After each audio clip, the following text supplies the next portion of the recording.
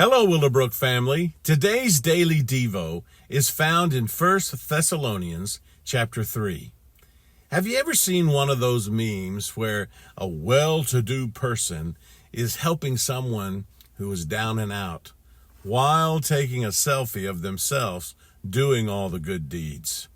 It kind of makes you wonder, are they really helping the person in need, or are they just helping themselves?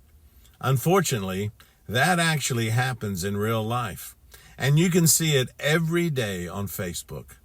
Lots of selfies of people doing their good deed for the day. As we serve God's kingdom, one thing we need to live by: it's not about me. Every time we do something to serve God, in your mind you should say, it's not about me. Paul sets a wonderful example of this in chapter 3. Paul had to leave the new believers in Thessalonica behind, and he knew he was leaving them to be persecuted. And Paul writes in verse 1 and 2, "We thought it best to be left behind in Athens alone." And in verse 2, "We sent Timothy." When it's not about you, you are willing to make difficult sacrifices. They sent Timothy, and they were alone. Timothy had value. He could have stayed and strengthened and encouraged Paul, but Paul sent him to the Thessalonians. You see, when it's not about you, you will make genuine sacrifice. You're willing to have less. In verse 3, Paul says, "For you yourselves know that we have been destined for this." You see, when it's not about you, you suffer with the others. Christ has not called us for a life without pain. Suffering is just as much a part of being a Christian as comfort.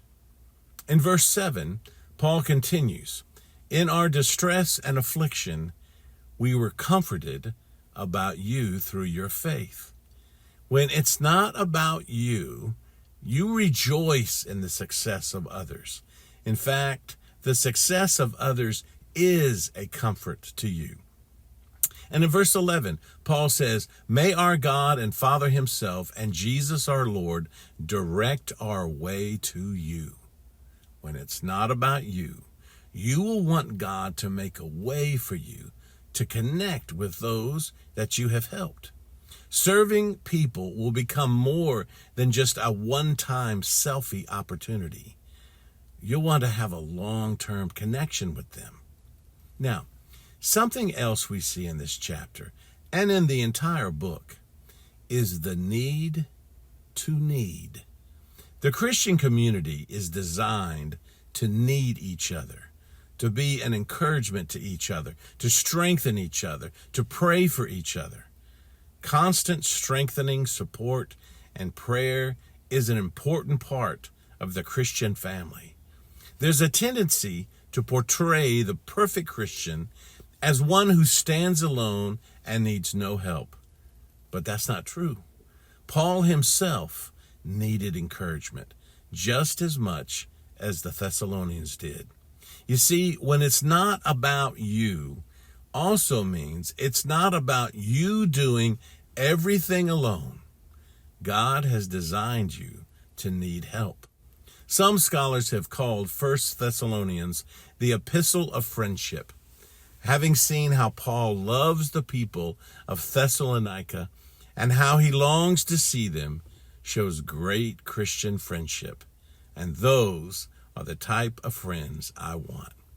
I'll tell you this: if you have a life that is spiritually encouraging to other people, there will come a time when you will need encouragement, and God will bring someone to you, like a Paul, to strengthen you and encourage you.